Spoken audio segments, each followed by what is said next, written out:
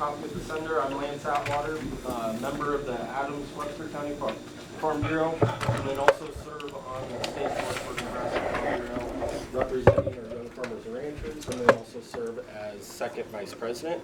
And then we also are teaming up with the Hastings Area Chamber. We got the chamber staff in back, so that is who's sponsoring this.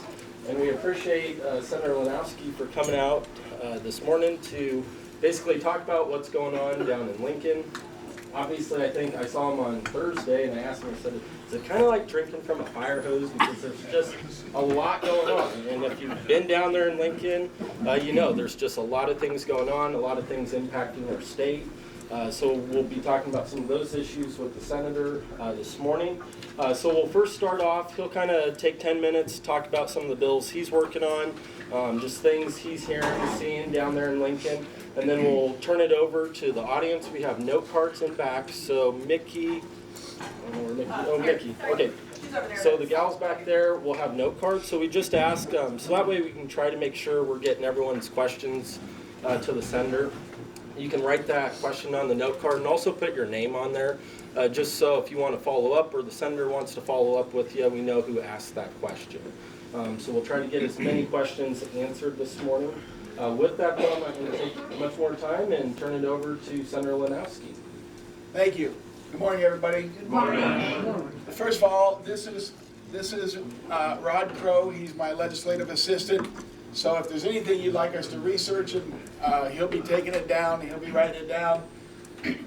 Before I get too far, please, when you have ideas for legislation, contact us, because I certainly don't know what I don't know. And there's a lot of questions out there that people have and a lot of concerns. So let me explain kind of what we've done so far. So those first few days, they haven't given us an office or a phone or a computer. And so one of my new friends said he's coined a new term, working at the speed of government. So we thought that was kind of apropos. So I've known Lance Atwater for probably, I don't know, since he was 5. I was his soccer coach, which I don't think we won very many because I didn't know what I was doing. And then little T-ball baseball. So I've known Lance a long time.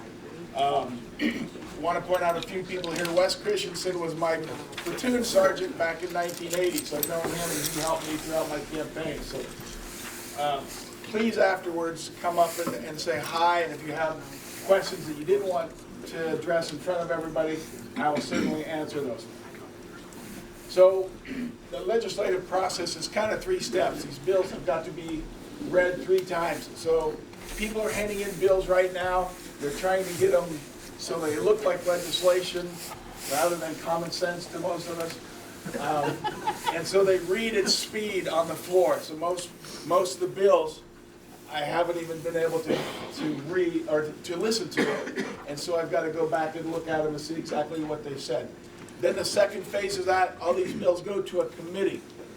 And then the committee, either 7 or 9 people, depending on which committee, they will vote on whether they think it's good enough legislation to get out of committee and come back to the floor. And by the floor, I'm talking about right there at the rotunda, inside the chamber. But they come back to the floor, then that's when we actually vote, the 49 senators, on whether or not we think this should be regulation law. So first of all, let me tell you what, there's a set of books with all the laws in Nebraska, so how we could come up with 1,300 new ones every year is beyond my wildest dreams, or comprehension. Thank you. Because I think a lot of senators just want to throw bills out to get their name on things. And I'm trying to really think through whether or not the concerns that people have brought to me are legitimate concerns, or it's just one person's complaint because he doesn't like one little thing about law. So with that, we'll get into this a little bit. So the bills I have so far include vaping, so let me back up. I taught for 35 years, the last 30 out of Central, and then I took a year and I worked for an anti-drug agency here in town, ASAP. And so I was going back to schools talking about vaping, drinking, smoking, trying to discourage kids from even trying it just because of the nicotine and everything else that gets them addicted. So while I was doing that job, I read a lot about vaping because that's kind of the new well, 5 or 6 years old, but it's kind of the one that's now getting kids. Went to a few schools around here and asked 5th graders, how many of you have ever seen someone vape? Every one of them raises their hand. And at first I thought, well, that's just because Adams Central and Hastings, we have the city, they've seen adults. Get to Harvard, get to Kennesaw, and some of these places, same thing. They've all seen it. And I said, how many of you have seen a 5th grader do it? They all raise their hands. That's concerning. So I thought, before I can talk about fentanyl, before I can talk about meth, before I can talk about all the other things, we have to teach these kids just how to say no to simple things. And the vaping's a problem. They're creating hoodies with strings that you can get the vape through. So a kid can put the string of his hoodie into his mouth and vape. Now you tell me how teachers are supposed to see that, or how principals are supposed to detect that when we have all these other issues. So what I noticed was there are several states, including California and New York, Utah, Arizona, there's several states that have limited vaping the best they can, because all these flavors, cherry berry, cinnamon toast crunch, chocolate, whatever, all these different flavors, 6,300 flavors, probably 62.99 are geared toward children or young people. I no longer have a desire to put the flavor of watermelon candy in my mouth. I believe that's geared toward 13 and 14-year-olds. So I propose that we limit it to 2 flavors, like a lot of states have. And many of you might remember they did that with cigarettes. They limited it to menthol and to tobacco flavor. So my desire is, if we can get it down to those 2 flavors, maybe we can discourage kids from ever even trying it. To me, putting something in my mouth that's tobacco flavored doesn't seem near as appealing as raspberry or a strawberry or a cherry berry. And so that's one of mine. Right away, I had senators who are my friends that are in opposition, because back home in their shop, even though they are not a vaping shop, they sell vape products and they said they make money. So there will be opposition. I'm sorry, if you're making money selling things that hurt anybody, I'm not going to feel bad for you if you make less money at doing that. Another one is ATV, UTV registration. I've actually, on the trail, I've had at least 3 people say, well, we like to take our side-by-side to Wyoming and travel the trails, or South Dakota, but when we get there, we have to buy a license to drive it there.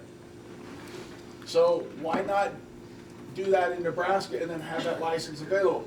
So I thought, well, that's not a big thing, but it is a thing. It's a little bit of revenue, and maybe we'll be surprised at it, but it also allows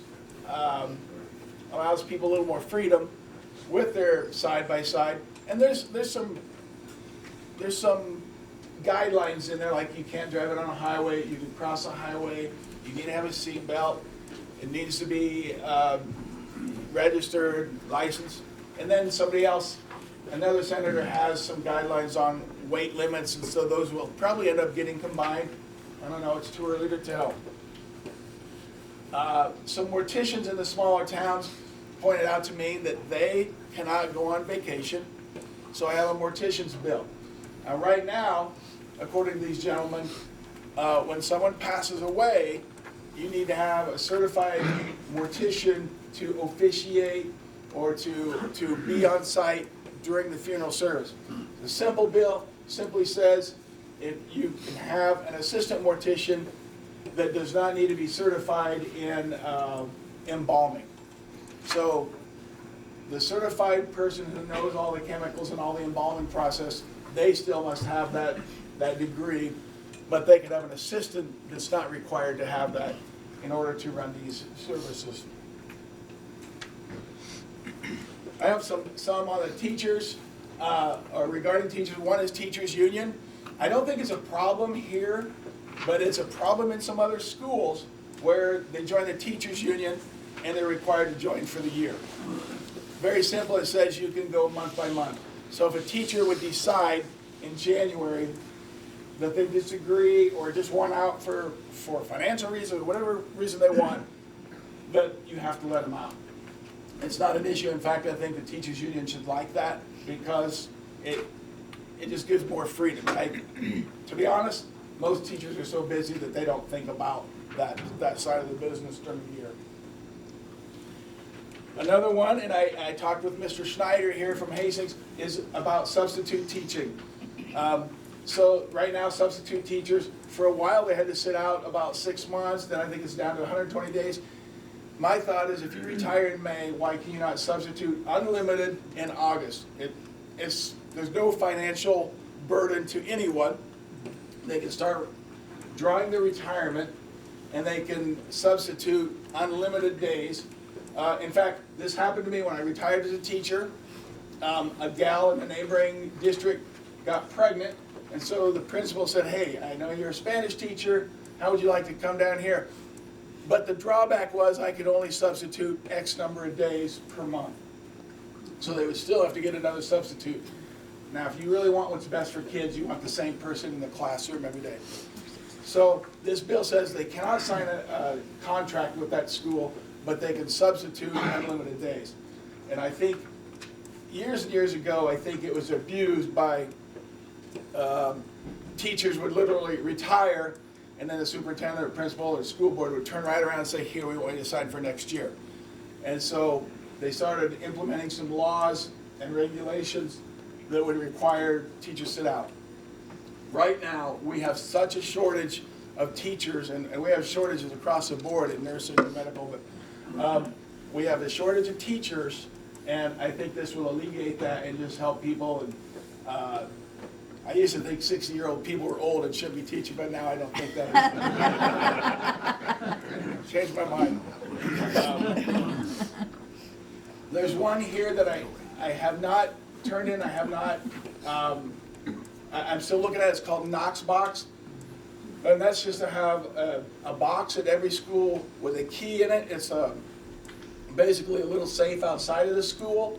It has a key in case there's a disturbance in the middle of the night, or there's a fire inside, and the sheriffs and the fire department have a key to get in that and then get into the school. The people that brought that to me, I try to explain to them that I don't think keys are really used that much anymore. Most of the time now it's a keypad. But they explained to me that the schools where keys are still required, it would help those people get in. Even if there's not a key that every teacher and every employee has, there's still a way to get in with a key. So we're still looking at that. It's still kind of out there. A couple of veterans bills. One of my veterans bills is a cleanup bill, and it just allows a retired service member, including National Guard or Coast Guard Reserves or anything, to go to a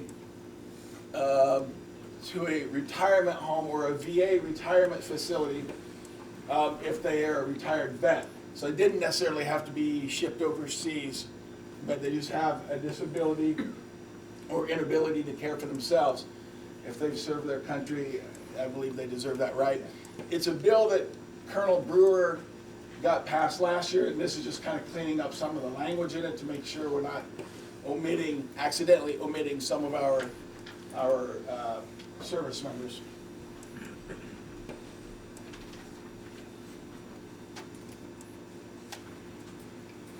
What you have in front of you should be this piece of paper. If you don't have one, please let Mr. Crow here know and he can get you one. Does anybody need one of those? Raise your hand. Otherwise, I'll go to the back side first. So the back side is the third and final calendar that they've put out there. So they had one, then they had a second one that was tentative, and then they came up with this. Basically, they took some of the recess days out, and they're kind of going to compact the session. So back on the front, and I'll just go through these, change the number of hours of annual continuing education for law enforcement officers. When COVID came and after the George Floyd situation, they required a lot more hours for these police officers.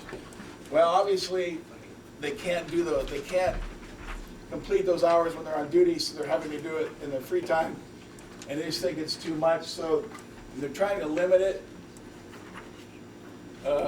Adopt a Stand with Women Act. So this is basically the Sports and Spaces Act that we saw a year ago. I support this. When I was a wrestling coach, at the end of my wrestling coaching career, they gave me girls. So I had these girls that wrestled, and some girls came to me and they complained about other girls who were not showering after practice.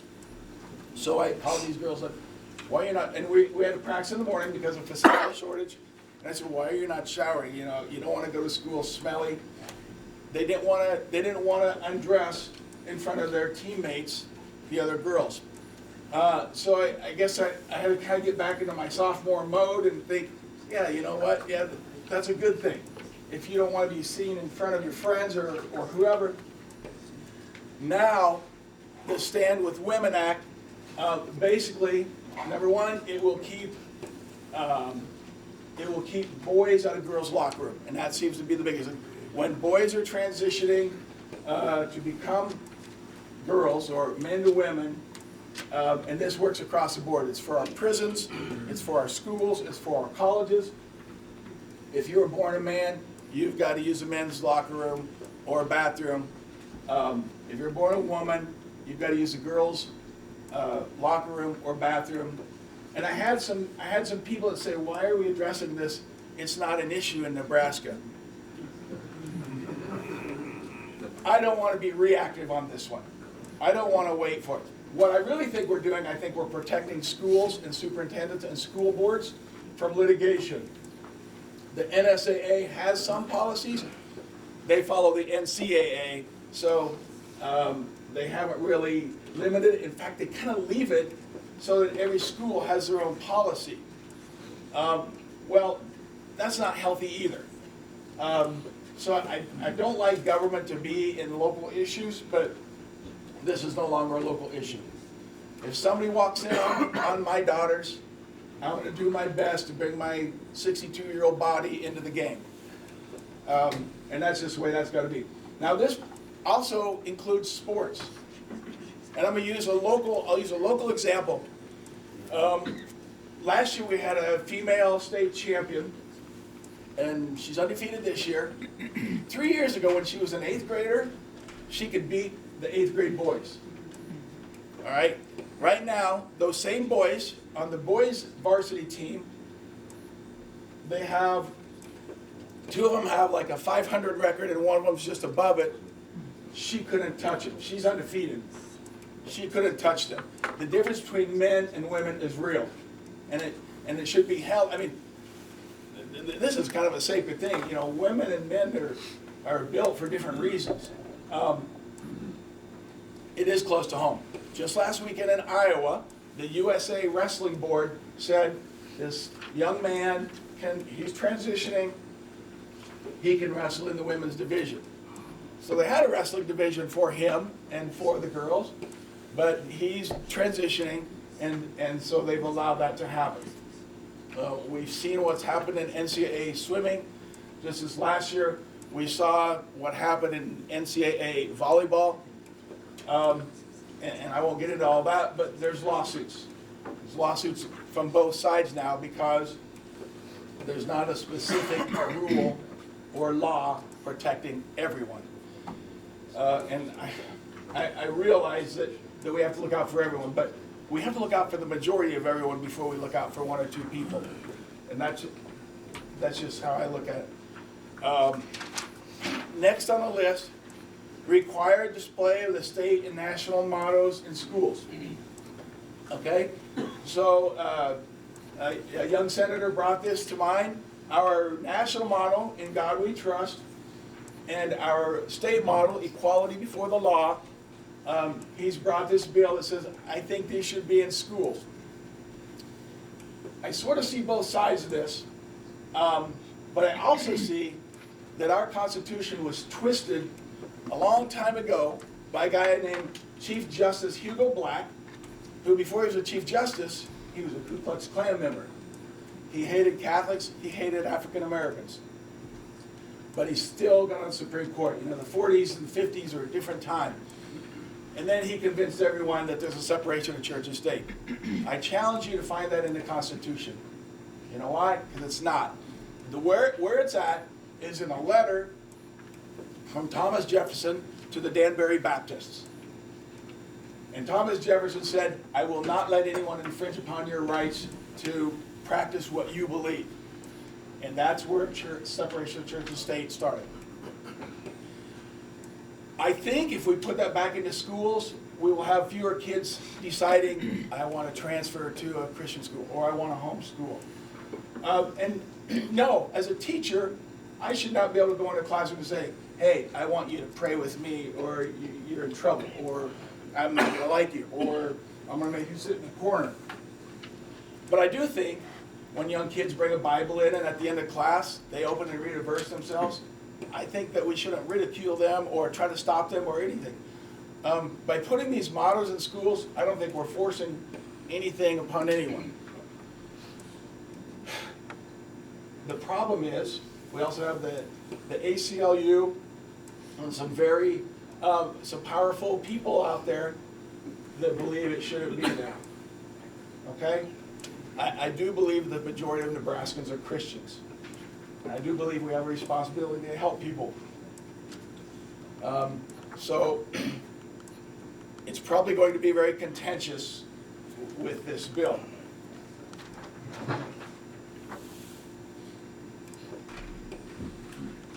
So change provisions relating to the investigation of railroad accidents. I'm not quite sure, but I know there's quite a lengthy process, and I think this bill is just trying to shorten that process down. The next one, change provisions relating to certain license plates with military. Did I skip one in there? Yeah. Oh, prohibit restrictions on provision of certain energy services. I cannot speak to that one. I don't know what Senator McEwen has got going with that one. I have not seen it. Change provisions relating to certain license plates with military. So a few years ago, we got passed that if you're retired military or former military, you could get these military license plates. However, they did not have a provision for military people who are handicapped. So that's a simple one. They're going to put the little ADA logo on the plate so that so if you want one of these personalized plates as a military member, you could also get a personalized plate that shows your handicap.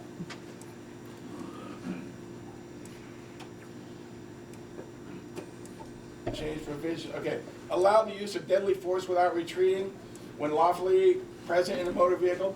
So if someone breaks into your home, you can take them out by any means necessary. Stand your ground law. If it happens in your business, you have a right to defend yourself. At this point in Nebraska, if it happens in your vehicle, you don't have a right to defend yourself using deadly force or a deadly weapon.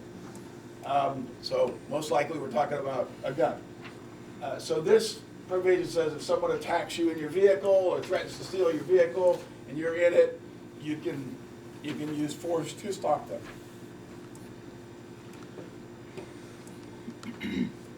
LB 246 is where I'm at. Prohibit cultivated protein food products under the Nebraska Pure Food Act and provide a deceptive trade practice. If you've looked at the lab grown, I don't want to say lab grown meat because there's no meat in it, but they don't have all the ingredients and what have you in there. Well, we just don't even want. This bill doesn't want lab processed meat, or I should say lab processed protein in our market. They believe that, especially as a beef state, as an agricultural state, that we should continue to, and we're better off without having some sort of lab-grown meat that may cause problems later. And there's not enough research on it right now to prove that it does or doesn't. But this bill protects our beef state, basically. Adopt a faithful delegate to Federal Article 5 Convention Act. So right now, there are 19 states that have signed Convention of States. Convention of States is states coming together saying, hey, we want to meet and look at some things in the Constitution because we don't like them. Now, what they have to do is they have to have that agenda set ahead of time. So for example, right now one of those items on our petition for convention of states is, lost my train of thought on that one. Winner take all. Or we've got on there term limits. And you have to stick that to that agenda if you go to a convention of states. Our convention of states has a sunset clause on it, which runs out in 2027. So what this is merely doing is bringing it back to say, hey, we want an unlimited convention of states. And we need, is it 33 states we need? Yeah. 34. So we need 34 states. If we want a convention of states, we need 34 states to come together, and they have to agree on the same agenda so that it doesn't become a runaway agenda or some guy from Nebraska saying, I want to present this new constitution to you. So it's supposedly well controlled. The fact is, we've never had a convention of states. It's been close a few times, but it's never happened. What this does is just relieve, get rid of that sunset clause so that we still are one of the states that say we're willing to meet if we need to do this. LB 294, change provisions relating to grants from the County Visitors Improvement Fund. And I think this is just giving more control to the commissioners and to the county with their grants. LB 300, Senator Merman, change provisions relating to the Superintendent Pay Transparency Act and provide a limit for superintendents and educational service unit administrator compensation. So this one simply says the superintendent can only make, I believe it was 5 times as much as a teacher. So I asked Senator Merman, I said, that doesn't seem like that limits it because most superintendents are under that anyway. And he kind of pointed to Lincoln and Omaha districts and said, well, it won't affect most of the state, but it will help control some of the spending on the eastern side. So I imagine he's going to get some pushback. Eliminate daylight savings time, LB 302. His proposal is to keep it right now, I believe.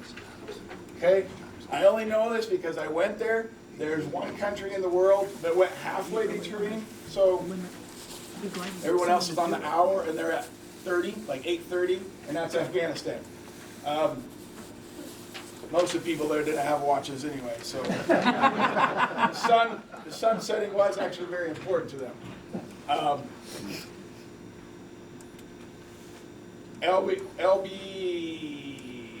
LB 306, Education Committee Bill, change provisions relating to Board of Trustees at the state colleges, and we have yet to meet at that, but again, it's just kind of controlling some of the larger boards in the state. LB 312, provide for student loans to students in nurse anesthesia practice programs and loan repayments. It's basically putting them on the same scale as a medical student. So it's not paying for their loans, it's allowing them to get to loans. And from my own children, I can tell you when the banks were doing student loans, it seemed like a pretty successful process, and when the government took it over, it seems like we're arguing, disagreeing. Where am I at here? Military change salary for constitutional officers. So they just came to my office yesterday, and part of that bill is giving the directors some authority over their lawyers and their other personnel. It's really hard for them to move somebody out of a certain level of a position if that person is inadequate, and so it gives them a little bit more control over their staff, which I think also gives those staff members a little motivation to do the right job and do the job to the best of their ability.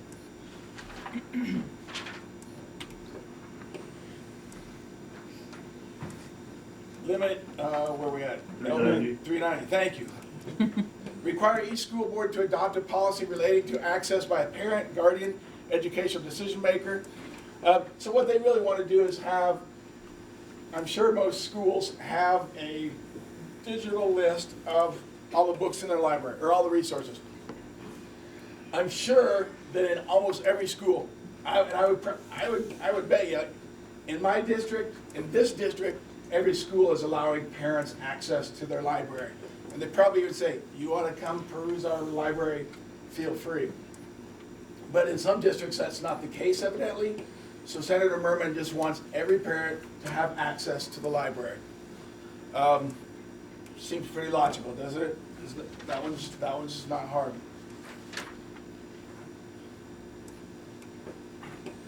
$424. Thank you. I was going to skip 4 of them just to get quicker. Limit the increase in property tax bills. I think this just like the increases align with the cost of living. So if our cost of living is 3%, then our property tax bill can't go up 30%. And I know somebody told me this one would have trouble getting out of committee, but I don't know a lot more about it. What I do know is every time we seem like we want to give a break, we have to figure out where the next money is going to come to replace that. And it's not an easy matter. It's not an easy topic. It's going to be the one that gets us. I'm all about fiscal responsibility, and I'm a fiscal conservative. In fact, my superintendent came to me once and said, "You forgot to put in your order." And I said, "I got a box of markers. That's all I needed that year." I wasn't going to order stuff just because I had a $500 limit. I didn't need to spend it. So I also want to be a fiscal conservative with your money. 25. Thank you. I'm just reading it before I say anything. Change provisions relating to homestead exemptions for certain disabled veterans and surviving spouses. So this one is just an exemption for disabled American veterans, a homestead exemption, cutting them a break. I do not know off the top of my head what that exemption is. It makes sense. We want to take care of our veterans, especially our disabled veterans. However, we also have to figure out how do we replace it? Where does that come from? So, again, a great cause. It's a sticky situation. Authorize the American Flag Education Program and change provisions relating to the distribution of lottery funds. So you see, Senator Anderson's from the eastern part of the state.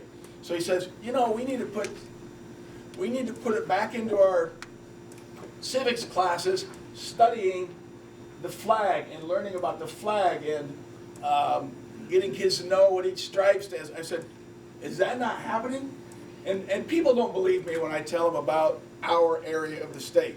They literally, your teachers aren't teaching about the flag, and I'm like, oh yes they are. I said, they most certainly are. I have not been in every school, but I have talked to people from every school in our district, and most people say, we think we got it pretty good. Are there going to be teachers that disagree? Certainly. You're always going to have someone that doesn't see with you eye to eye. But I got to believe that the kids out here are doing the right thing. They're saying the Pledge of Allegiance. They're learning about the flag. They're learning about their country.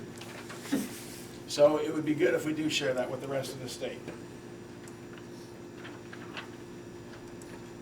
Provide an additional exception to the prohibition of suspending a student in pre-garden through 2nd grade. I didn't realize this, but according to this bill, if you have a 2nd grader that's beating up on somebody or he has anger issues, because we have those kids, you cannot suspend them. So this just gives you the right to suspend them. I know from personal experience, my son teaches in a school near here. They had a 2nd grader who would either run away from school or he would just start hitting kids. So my son wrapped his arms around him. Not supposed to do that either, but kind of held him in check in an empty classroom until the parents got there. According to our law, if we have kindergartners, 1st graders, 2nd graders that are acting up, they want us to keep them in school. Of course we have to take care of that child. Of course we have to keep them supervised that whole time. But if you have 30 kids in your class, it's hard to give all of your attention to one. And so it just, it just removes that from what our teachers now have to do. Recognize, honor, and thank former President Carter for his service to the United States. We simply all signed a card saying, it's probably going to go to the family where I can say, hey, President Carter, thank you for serving your country. As you all know, he passed, and believe it or not, it's become a political hot potato on whether or not we have the flag at half-mast or full-mast, and so you have to respect the fact that the man was the United States President, whether you believe everything he said or you don't believe any of his policies. So, constitutional amendment to require the state to impose a consumption tax or an excise tax on all goods. This is similar to EBIC tax. There are some differences, but it's just kind of bringing it back. Resolution to rescind prior resolution and apply to Congress for convention. And that prior resolution, as I mentioned earlier, was the one with the sunset clause. So they simply want to get rid of the sunset clause and do that. And then the one up earlier was what exactly articles do we want if we would have a convention of states. Finally, government military affairs, constitutional amendment to require the legislature to reimburse political subdivisions. I think that's simply just trying to take care of just tightening up language so we know who actually deserves the money, didn't deserve the money, the amount. Yeah, I'm not even sure on that. I'm not going to say anything else about that. It's just I'm going to speak. So not a strong way to end that, but do you have any questions about what I've talked about so far? Yes, ma'am. Could you speak to 427 and 428 of the review schedule? Oh, sorry about that. Okay, so again, thank you. Require the state treasurer to establish an education savings account for students enrolled in kindergarten through 12. So what this bill says is we want the money to follow the child. So in other words, they want the state to put, if the amount is $1,500 per child, they want the state to put that money in an account, and then if the kid in 5th grade decides to, or we'll say 9th grade, goes from Adams Central to Hastings High, then that money follows them. And for the most part, I believe it does, but if a child would go somewhere else to like a private school or homeschool, they would like to, this bill would like to see that money diverted to follow the kid. 428, change provisions relating to school policies on involvement of parents, guardians, and educational decision makers in schools. Yes. Real quick, if you do have a question, because we're about 20 minutes, so if you could, go on ahead, the gals back there do have a note card. If you could put that on a note card, because we do have some people that have already handed them in, and then put your name on it, because if we don't get to your question, we'll give all these note cards to Senator Lonowski and his staff, so that they can see what the question was and possibly follow up with you. So that's why we want you to do the note cards if you can.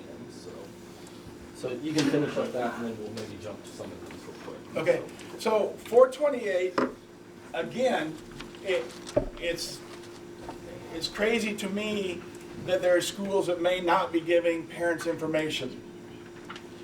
And this resolution, which was LB 428, simply gives parents a little bit more ability to get into school, but trust me, I've talked to a lot of people in Hastings and in Minden, and they're like, I can go to school whenever I want. I can call the superintendent, I can call the principal, I can call the librarian, and they are more than accommodating. So I don't think it's an issue in this area. And when I start talking to people in the bigger areas, I feel like we're so blessed with what our schools have done. And so, you know, of course we want our parents to know what's going on in their children's lives. I don't understand why you wouldn't, unless you're deceiving them. Again, that's not something that's happening in this area. Okay. All right, to the questions. Let's turn over to some Q&A. So this first one is about tax incremental financing. So obviously it looks into improving property deemed blighted before a new development can start, eliminate blighting farm ground. So I assume this one's kind of about what's your views on TIF, and how maybe some bills that could come forward on that, how you view those. Okay, so tax increment financing, Norfolk seems like they're using it for all their projects. A lot of towns, villages look at Norfolk that are that size, Grand Island and us and Columbus and other, and look at Norfolk, and it's really working. The TIF is really, they think it's working. The reimbursement's working. When I hear people around here, it seems like TIF is working for some people and not working for others. And basically, we have to hold people's feet to the fire when we allow them to have TIF. And now there's a, is it called double TIF? Do you know? Or? There's kind of a lot of them. Yeah, there's like TIF on TIF, because they did it, the first one wasn't enough or didn't work out, the first amount. I think you have to be careful with it. You have to make sure that whatever business, whatever development is receiving it is legitimate.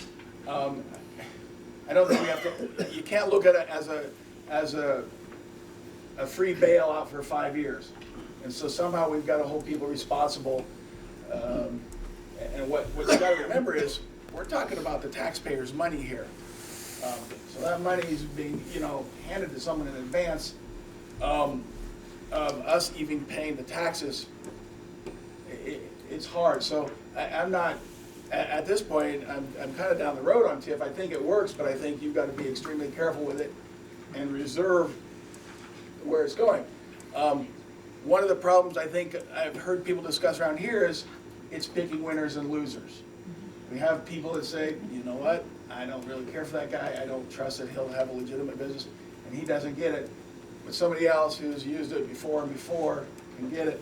So there's also problems with it, and we, it might just be who's in charge, or it might be TIF dollars get used in Lincoln. Yeah. I mean, I think one of the problems with TIF is if everyone's using it and you decide not to, I think it puts you at a disability. And so, I'm not saying you have to use it. I'm just saying in other villages, for good or bad, are staking on a business, and it might work out, and then the repayment and everything works, but you can also get burned with it. Okay, you got 3 on this topic, winner take all. So basically, what is your Louder. Okay, sorry, I'm used to having the microphone. Okay, so what is your stance on winner take all? And then why do you believe we need to change to that system? Why do we need it? Okay, so winner take all is the question. Are we a winner take all state, or should we be a winner take all state, or what are the advantages and disadvantages? So right now there's only 2 states in the union that do not do winner take all.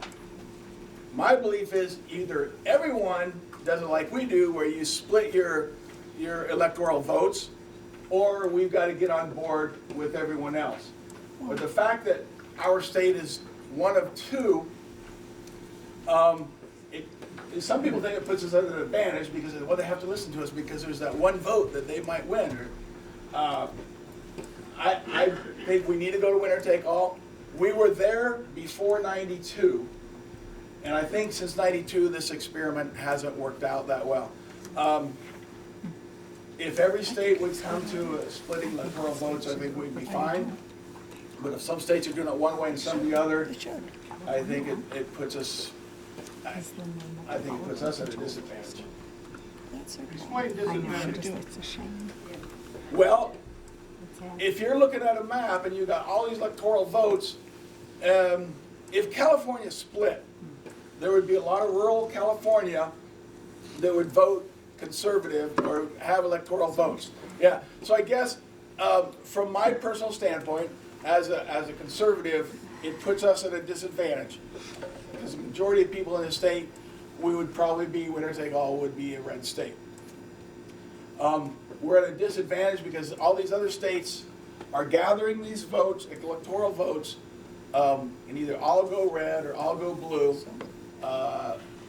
We need to either get 48 other states to agree with us, or we need to conform to them.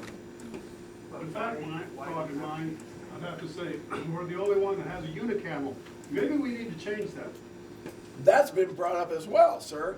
And the only reason I'm against that is because it's spending more of the taxpayers' money. Alrighty, okay, next one was on a bill that I don't believe that bill has hit the floor, that you talked about UTVs and ATVs. It has not. So this one here, there's actually two of them. What will the cost be, or what do you foresee that cost being? What benefits do owners get? And then kind of what regulations? I'll repeat the question when he's done. Sorry, I'm used to having a microphone usually, so next time maybe we'll try to do the microphone. And then basically basically at the end of the day, you talked about people going into other states, them coming in here, so is it to help people, by having that license on their ATV when they go into Wyoming or whatever, that saves them a cost, or is it just a way of adding more tax dollars? Okay, so the cost to us is not going to be anything negative. In fact, it would be a plus cost.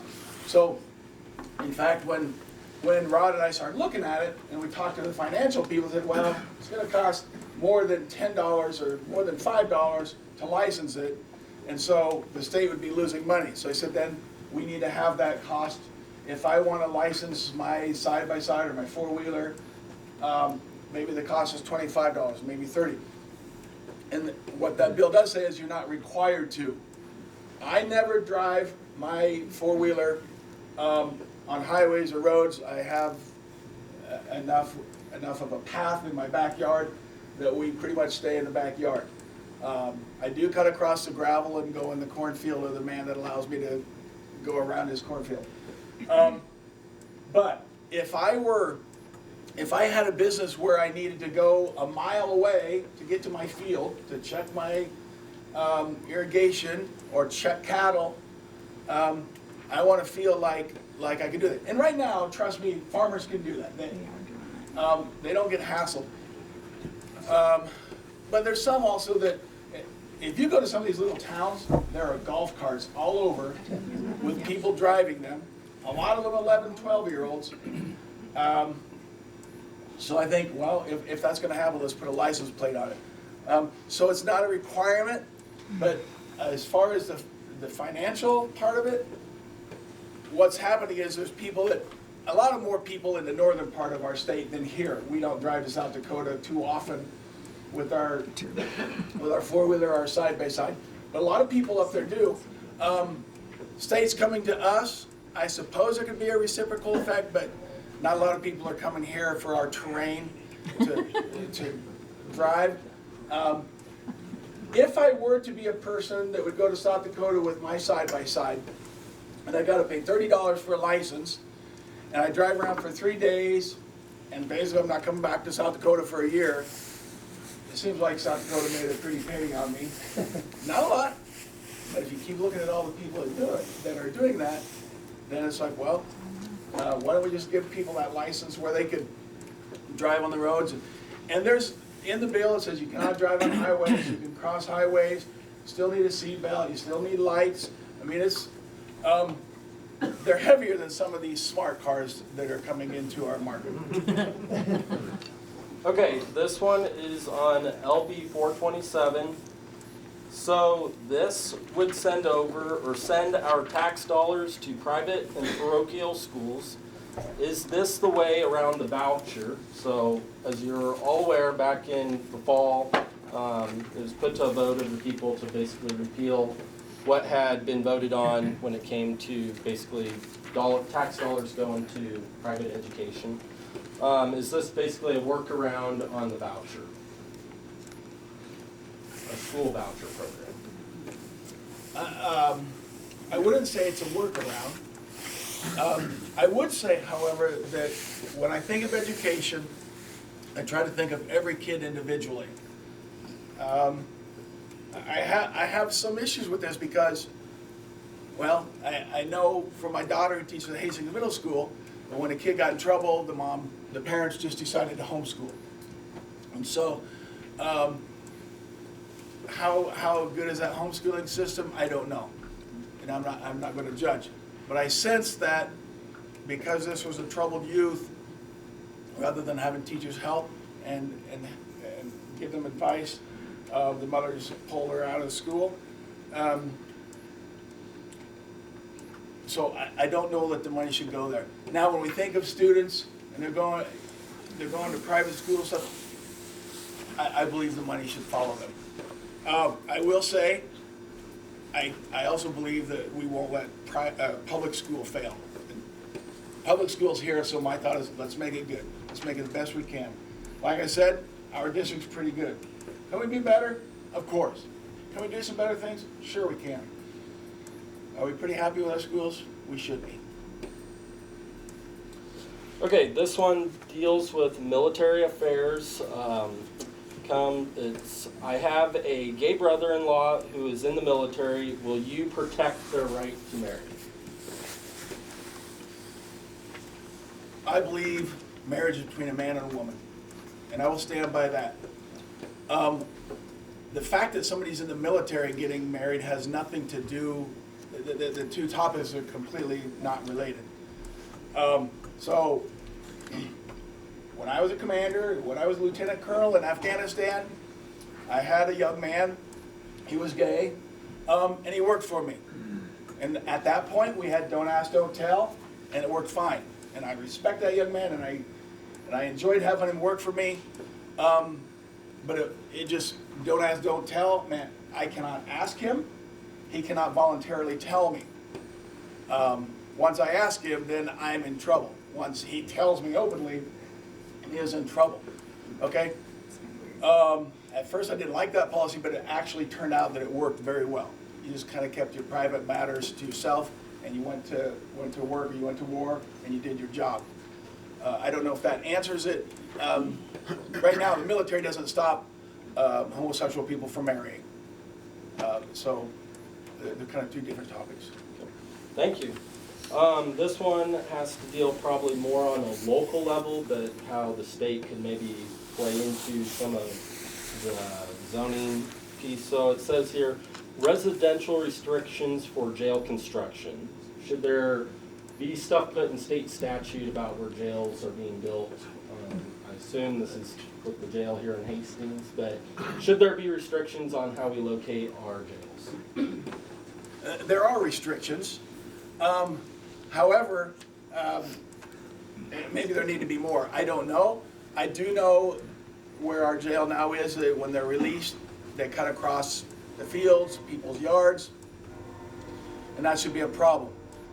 The problem the sheriff's department, I think, has is if I let them go, they're a free person, it's a free man. We're not going to follow them to see. The other part of that is if you have your children or grandchildren out playing and that free man happens to be a pedophile, that should put a serious concern in your mind and in your heart. So yes, there should be restrictions. There are restrictions, and in this case, I don't know. Maybe it wasn't thought out. Maybe they didn't, think about when we release them, where do they go? And a lot of times when they're released, they don't have a relative there or a friend to give them a right away. So yeah, they're kind of crossing. They're trespassing. We certainly need to respect people's yards, but it's hard to control that. Okay, the next one, I appreciate the person that asked this question because I was going to ask it. If you haven't all been reading in the news or following, obviously this year there's going to be a budget shortfall of, I think right now it's predicted to be around $432 million. If things don't start getting addressed in this biennium, we're looking at over $1 billion in a shortfall come 27, 28. So the first question is, why does it seem like there's not being much time spent on addressing this budget shortfall? And then where do you stand on maybe potential things coming, on cuts, on how are we going to solve the budget shortfall going forward? And a $10 million question. There is being time spent trust me. It's not me, because finance isn't my strong point. I think we're blessed in Nebraska that we follow a balanced budget, or we would really be in trouble, because it would just keep compounding each year like our national debt. There's been time spent. Governor Pillen has a team of people, that's all they're working on. Everybody is looking at schools, because schools take about 65% of our taxes. Schools also hire a person that helps the deaf kid. They have to. Public schools, they're kind of the catch-all for everybody who has children. Nothing against St. Cecilia, but they can say, sorry, we don't have the capability of taking care of a young lady in a wheelchair. And so they come to public schools. The public school has got to make sure they take care of that individual. And if you would visit a school and call and say, I'd like to see what's going on, you'll understand that that money is not being wasted. In fact, I've invited some of my senator friends. I said, why don't you come to Hastings with me, and we'll get permission to walk through a couple schools, and I'll show you what's going on. So Mr. Schneider, be ready, I might be calling you. And it's different, and everybody wants us to look at public school, and I get it, that's a lot of tax. But I've talked to a couple superintendents, and I'm like, hey, you know what? Show us that you're making an attempt. And pretty much you're like, you think we're not trying? We are trying. We're trying to save every penny. And I'll tell you one thing. When I left from public school teaching to the other world, the civilian world, if you will, I realized that $60,000 a year wasn't a very good wage for me to raise my wife and 5 kids. I thought I was doing fine. I was happy. But I thought, wow, there's a lot of money out there. So public schools are doing a good job when we talk about our district. I'm not going to speak for anybody else. I'll speak for Blue Hill too. They're doing pretty good. Yeah, that's good. Alrighty, this next question, I'm going to kind of condense it down, but what is your views on unfunded mandates? There's a lot of unfunded mandates, especially as we start probably talking about schools, local subdivisions. We have Lee Hogan, who's a county commissioner. There's a lot of unfunded mandates that are out there. So one, what is your view on any bills that come forward that basically are unfunded? But then also at the same time, how do we start addressing all these unfunded mandates that have been placed on local subdivisions? Lance, I think you're misspeaking. I think what you really mean is blackmail. That came from you, not me. So unfunded mandates is when normally the federal government says, you need to do this, or we're not going to give you the money for this. But we can't give you money to do this, but you have to do it. And I'll give you an example. It's a simple example. Every year, a teacher has to fill out a multicultural report where you show that you've at least done something multicultural in your classroom 3 times. I was a Spanish teacher, so I was usually done on the 3rd day.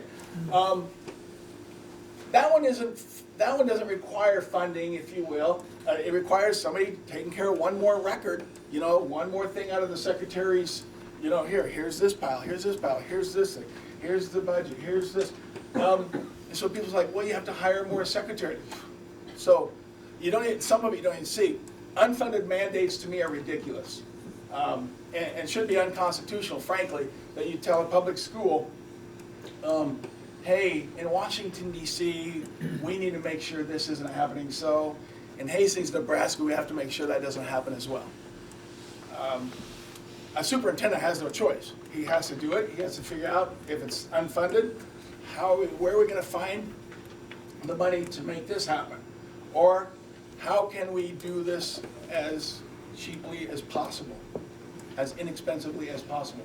So it's going to be interesting because President Trump has hired these people that are going to clean house, if you will, get rid of the 3-letter agencies that they think they don't need. One of them is the Department of Education.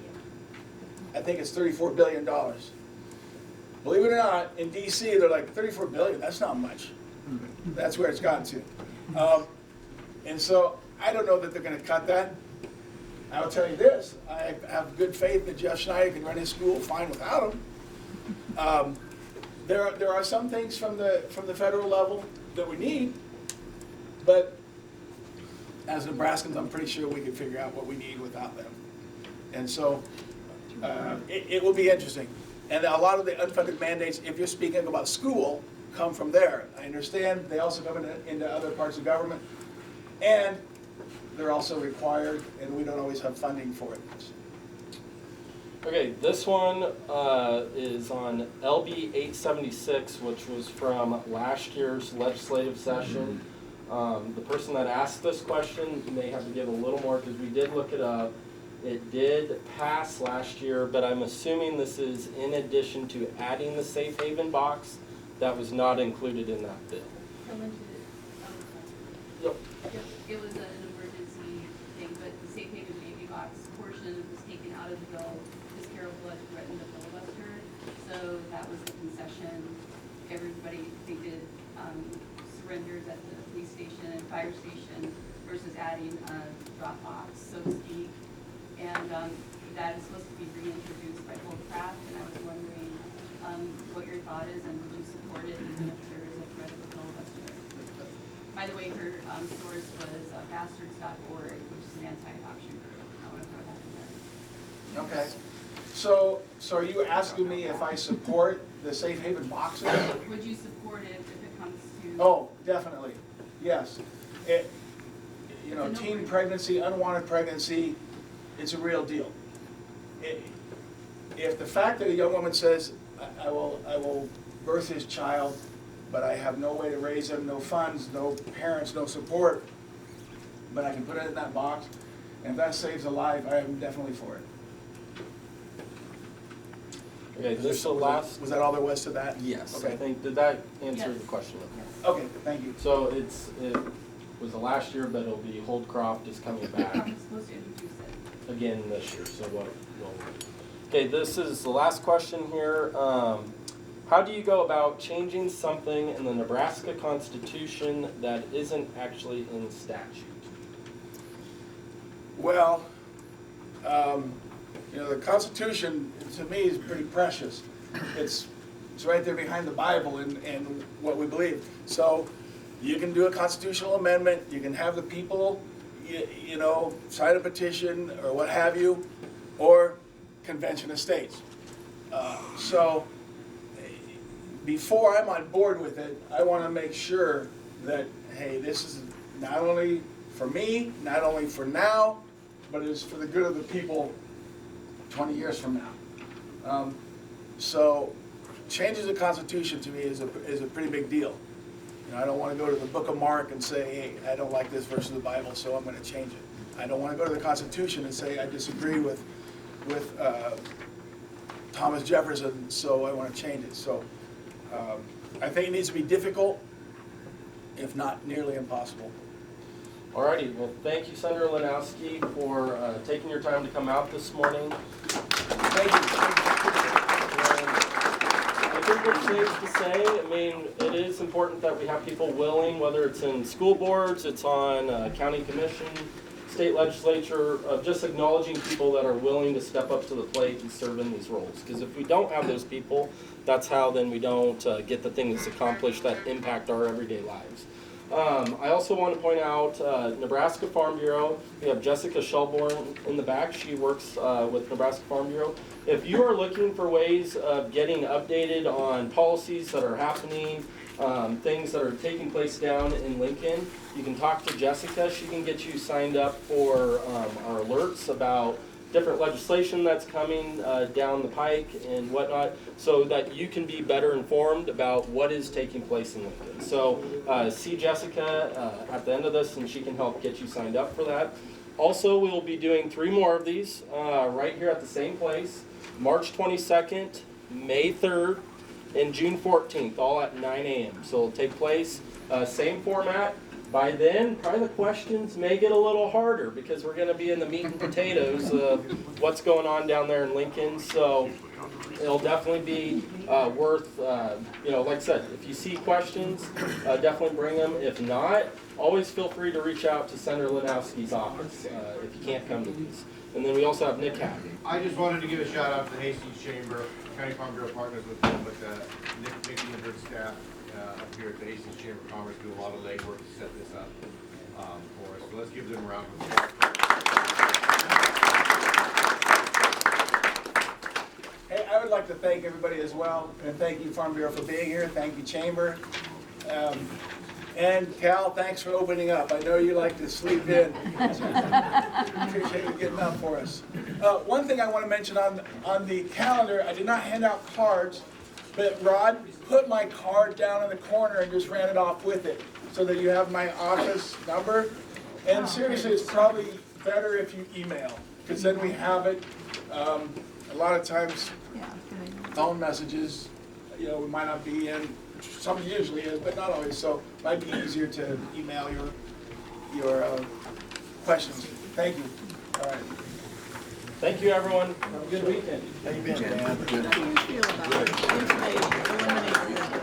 If they eliminate the